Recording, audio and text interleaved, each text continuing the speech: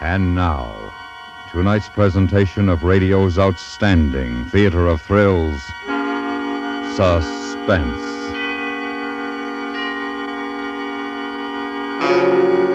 Tonight, we bring you the true story of 5 polar explorers and their race against death. We call it The Diary of Captain Scott. So now, starring Ben Wright, here is tonight's suspense play, The Diary of Captain Scott.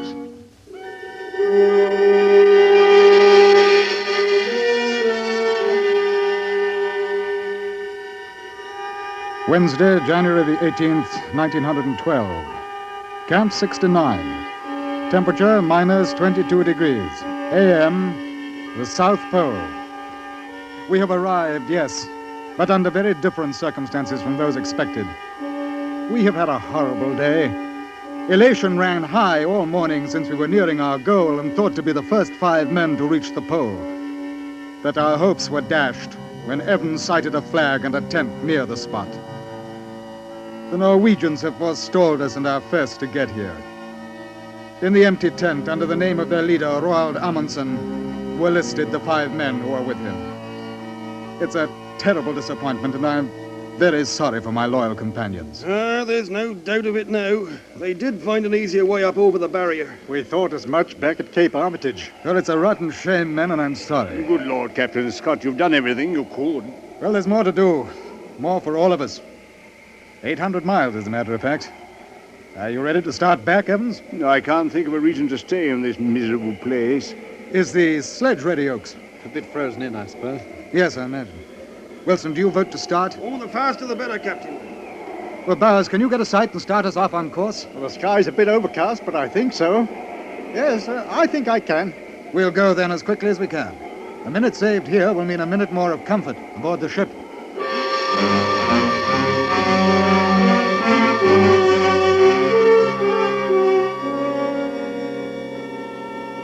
January the 18th. Temperature minus 20. P.M. The moment of departure is here. It is impossible to collect our thoughts, since few of them are voiced. But I know that the same are with all of us. Can we pull the heavy sledge that great distance, 800 miles over trackless, windswept barrier and drift? Can we find the carefully arranged supply camps we left on our trail? Can we trust our navigation instruments? Can we survive?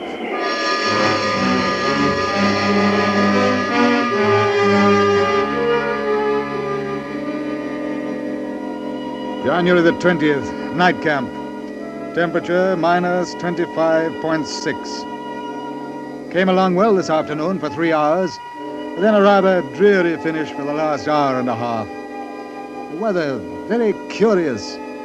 Snow clouds looking very dense and spoiling the light pass overhead from the south, dropping very minute crystals which absolutely spoil the surface. We had extremely heavy dragging and were forced to stop when Wilson suddenly discovered that Evans' nose was frostbitten. There's no doubt that Evans is a good deal run down. His face and hands are badly blistered. Oakes, too.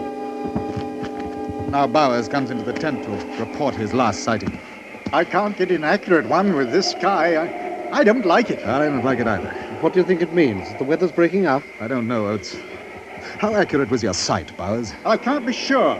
I should say that if we aren't on our line of march, that we're very close. A few points could be quite important. I know, but our next camp is no more than 7 miles. Well, that simply means that we're 7 miles off schedule. I'd planned to be there tonight. I can go on, Captain. I feel better now. No, Evans, no. We'll stay the night and get up early in the morning. But we must have fewer delays.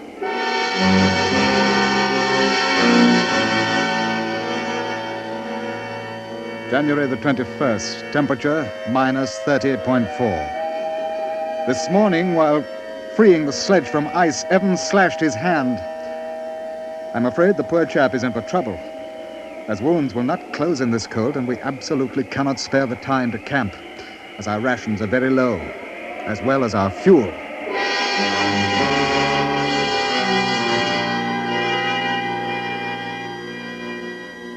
January 28th, night camp. Temperature minus 27. The miles continue to fall behind us, but with painful slowness. Our diet, and with it our general condition, has improved since finding our half-degree supply camp. Only 42 miles to the next one. But we are not without ailments. Oates is suffering from a very cold foot. Evans' hands and face are in a horrible state, and tonight Wilson is suffering tortures from snow blindness. Bowers and I are the only ones without troubles at present. Wait! Huh? Hold on. I've got to rest. Don't try to help, Evans. Just hold to the sledge. I wasn't helping, Captain. But I've got to rest anyway. I get dizzy. Don't sit down, Evans. Stay up on your feet. Can't we put him in a sleeping bag? Put him on the sledge? No! I won't do that. We can pull him. I won't do it. If it's for the good of the rest of us, Evans. No! I'll stay here first. Then if it's an order. No, not that kind of an order. I won't be dragged on by the rest of you. Then you've got to come along. 7 or 8 more miles, Evans. And then we'll be stopping for some rest. And a hot meal. I'm not thinking of those miles. How many more 7 miles are there? Let's cover these. How many more? Evans! I'll do the best I can. I'm sure of it, Evans. And everything will be all right. Yes, sir. All right. Now, there'll be hot food in a few more hours. Let's move on.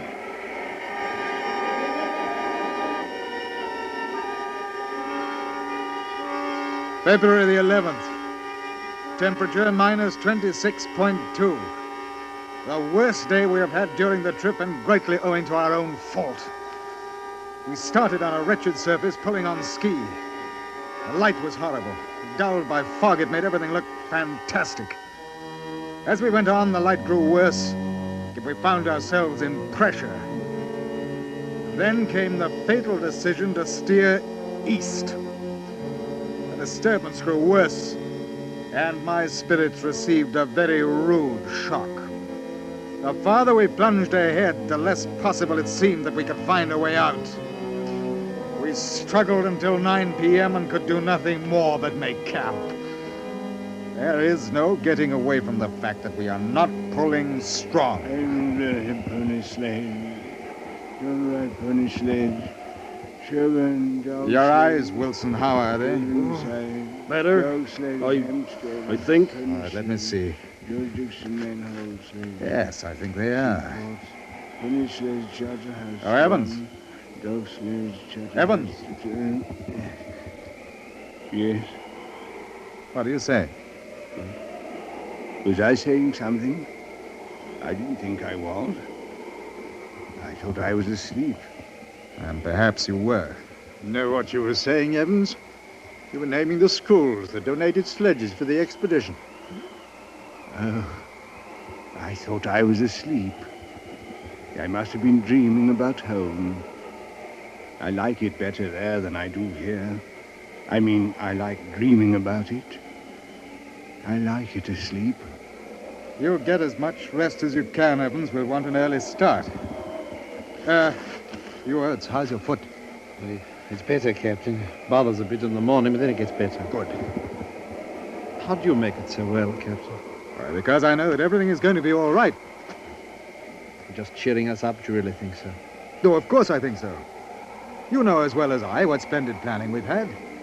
Everything's going precisely as it should, with a line of supply camps right back to the ship. All we've got to do is to follow it.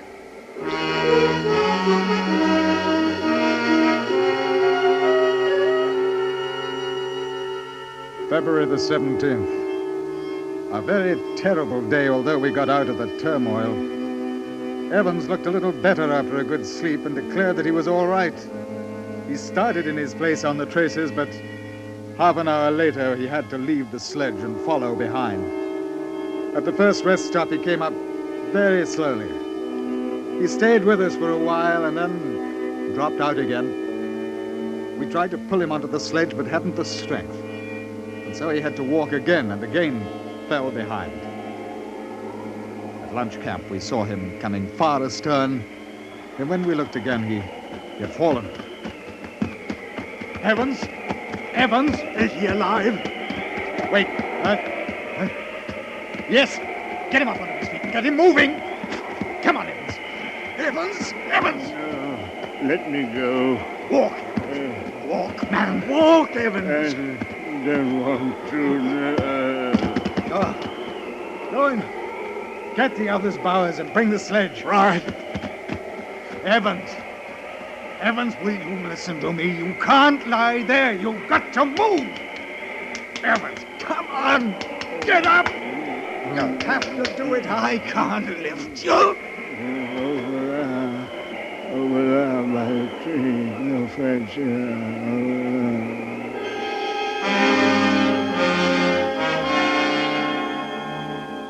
Then we got him into the tent.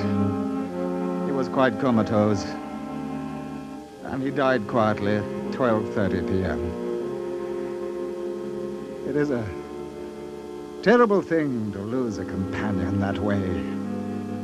His passing is a frightfully personal thing to each of us.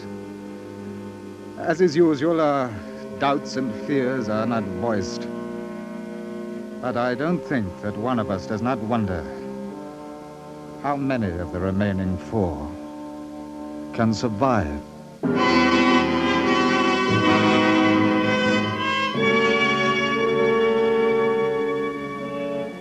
February the 22nd, night camp. Temperature minus 22.9. There is little doubt that we're in for a rotten, critical time going home, and the lateness of the season may make it really serious. We never won a march of 8.5 miles with greater difficulty than we did today.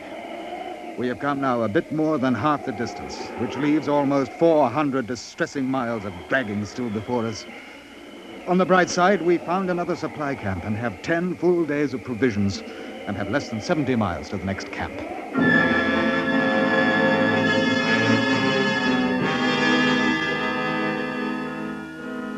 February the 25th, night camp, temperature minus 23.2.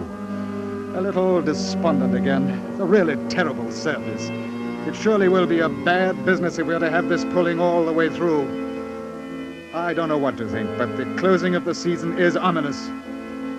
Oates' foot is almost completely gone, and he is helpless.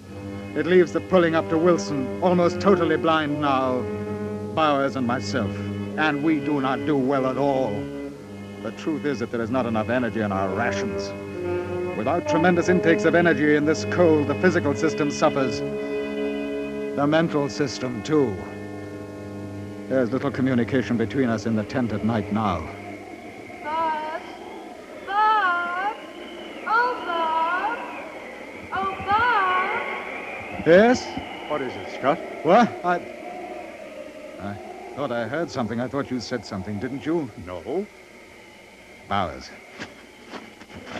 I've got to talk to you, Bowers. Of course. Bowers, I'm terribly worried. I didn't think it was you that called. I heard my wife. Under these conditions, it hardly... No, wait, let me tell you. It started last night. I was with her, Bowers, and it wasn't a dream. I was lying awake, looking up at the peak of the tent, and suddenly I was with her. In our library at home. You must have been dreaming. No, I wasn't. I could feel everything, smell everything, the perfume she was wearing. The warmth from the fire. I was warm, Bowers. I was warm even after I came back here. No dream can accomplish that. I went home. I held her in my arms. We went up to see our son. It was night and he was asleep. And then we went back to the library and sat before the fire, and it was warm. I'm sorry that he's asleep, Bob, but it's late. Oh, I know. There'll be time. You know what tales I'll have to tell him. Of courageous men serving their country. I'll make him proud to be an Englishman. I'm sure he will be, darling. Above all, we must guard him against indolence. We must make him a strenuous man, interest him in natural history. That's better than games. He'll be a good man. And you, Kate. Oh, if I could tell you of the millions of thoughts I've had of you. I was with you, I think. I worried so. I knew you must have been suffering. Well, there was some. There's bound to be when a fetus as great as ours. The years of planning. 800 miles we marched to the pole. And 800 back. But what wealth we brought to the scientists. And what honor. we brought to England. You're home, darling. And that's more important than science and honor. You're home and you won't ever go away again. No. No, I've served my term of duty, I think. I shall collect and arrange my notes. Perhaps I shall write a book and describe the bottom of the world and living there. But never go back. It drifts snow like finest flour flickering up under one's clothing and stinging as a sandblast. But never go back. The great cloudy columns of snowdrift advancing from the south and heralding the storm. But never go back. No, I like it here. I'm warm. Warm. I'm warm. It was a dream, Scott. Good Lord, it's nothing to worry about. It was not a dream. All of your senses don't coordinate in a dream. You don't smell and touch and feel. Well, I told you. It was the first sign of a breakdown. I wanted you to know. Of course it isn't. You're in splendid shape. Thanks, Bowers. I owe you a great deal. Oh, nonsense. At least I owe you the privilege of getting some sleep. Good night, Bowers. Good night.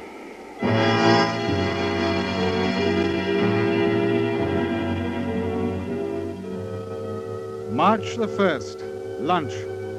Very cold last night, minimum minus 41.5. But our fortunes have changed. At least the future looks brighter. Bauer's excellent navigating has kept us precisely on course, and on it we found an unexpected supply tent containing rations and a note addressed to me. The men at the Cape had taken it upon themselves to change plans, for which we are very happy. The next camp, we expected only supplies, has been enlarged and manned. We are to be met there with dog sledges. At that point, our dragging days are finished, and only 24.5 miles away.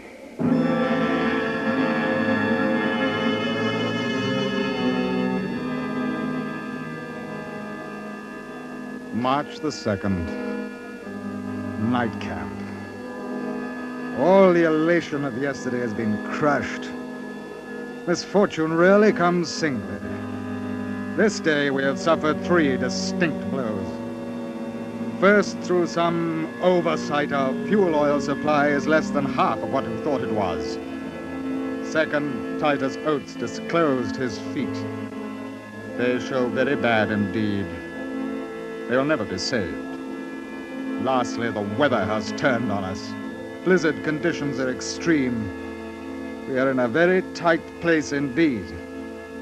But none of us is despondent, or at least none shows it.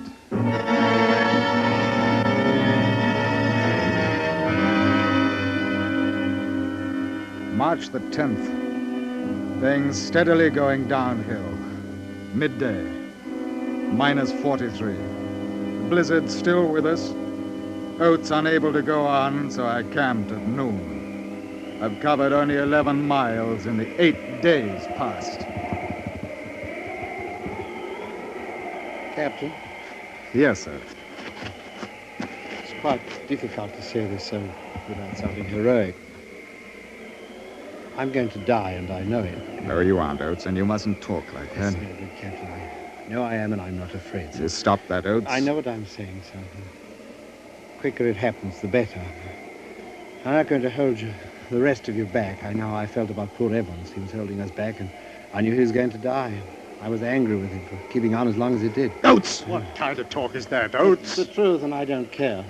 When he was holding us back, I knew there was no chance for him. I wanted him to die. I don't know what the rest of you are thinking, but that's what I was. Now I'm holding you back, and I won't have it. I want you to leave me. We'll not leave you, Oates. No, please, Captain, I'm not afraid. I'd really like to go, sir. I'm tired, and it hurts so. I'd like to go to sleep and not wake up. I've no family to live like the rest of you have. We won't leave you, Oates. You'll know that. But please, Captain. What if I did get through? There isn't a chance, but what if I did? I'd have my feet cut off. I'd rather die than have that done. Please, Captain, I'm not thinking of anybody but myself. I want it that way. I'll get into my sleeping bag and I'll go to sleep. I'm not afraid. I want to. We can't do that, Oates, even if we agreed with you. We couldn't leave you. Please, Captain. You know I'm right, sir. All of you know. Please, Captain. Please, sir.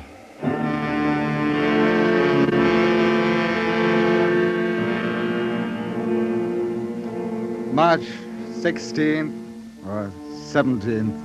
I've lost track of dates, but I think the last is correct. Poor Titus Oates is gone. Should this journal be found, I want these facts recorded. This was his end. He woke in the morning yesterday. It was blowing a blizzard. He said, I'm just going outside. Shan't be long. He went out into the blizzard, and we have not seen him since.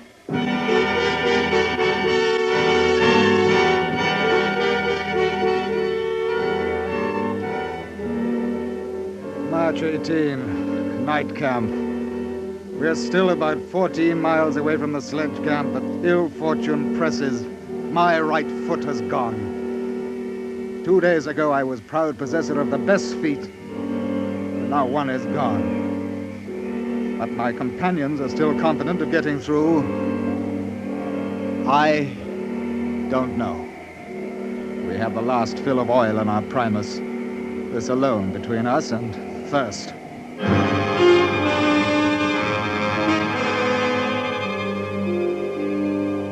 March the 21st. Got within 11 miles of Dog Sledge Camp yesterday, but blizzard forced us to lie up. We cannot move against it. We do not dare to leave the tent. We would surely die if we did. If conditions do not... Oh, Bob! Bob!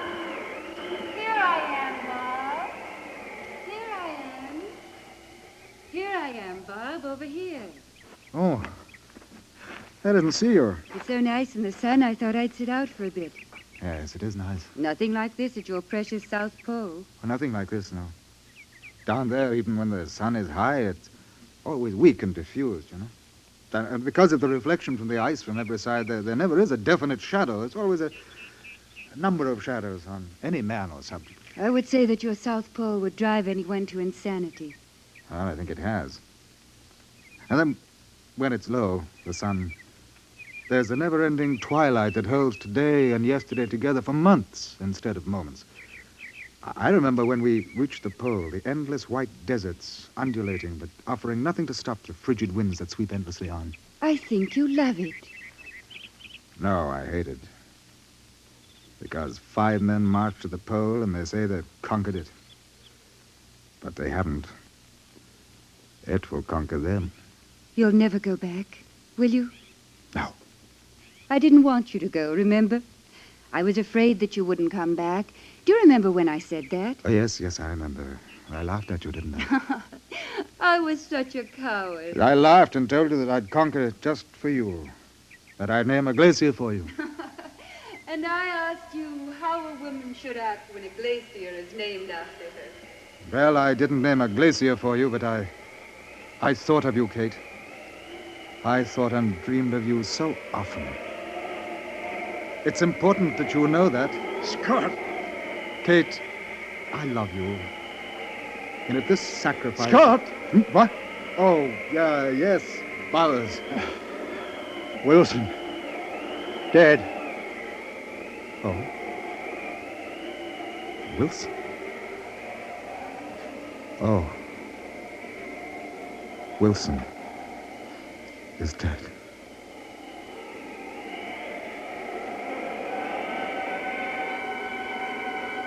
March the 29th.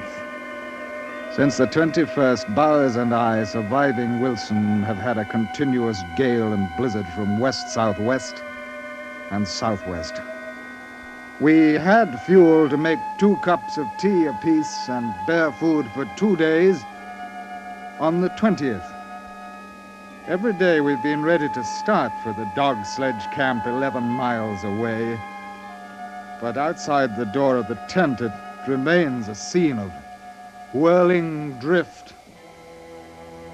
I do not think we can hope for any better things now. We shall stick it out to the end, but we are getting weaker, of course. And the end cannot be far. It seems a pity, but I do not think that I can write much more.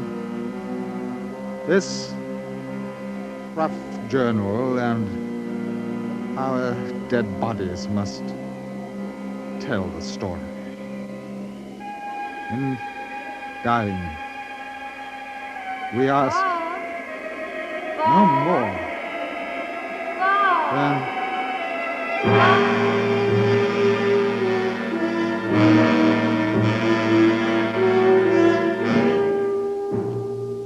the following year, an expedition formed by Captain Scott's comrades at the main depot at Cape Armitage set out and found his body, along with that of Bowers and Wilson. Search was carried on for Oates and Evans, but they were never found. A great cairn was built at the site of Scott's final camp, a trivial monument to the courage of 5 men, and especially to the complete devotion to duty of Robert Falcon Scott, who, until his dying breath, continued to keep a record of the fatal journey.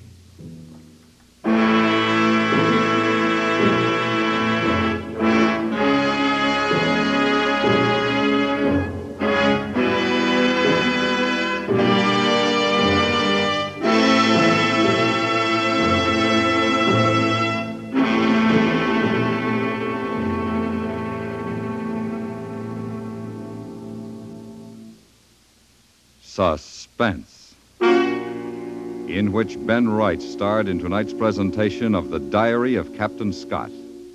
Next week, we bring you the story of 3 convicts on a road gang in Florida who planned the perfect escape through the Everglades. We call it Quiet Night. That's next week on Suspense.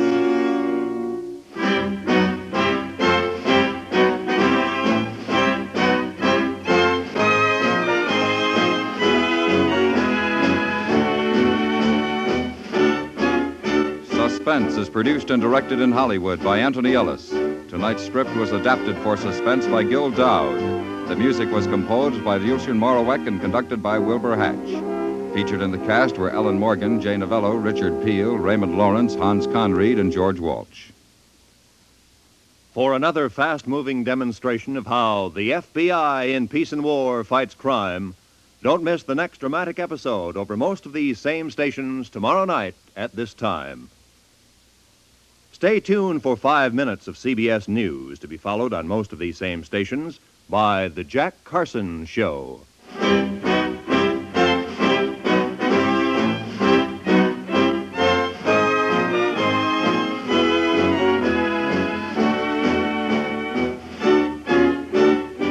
The Radio Workshop presents the new and unusual Friday nights on the CBS Radio Network.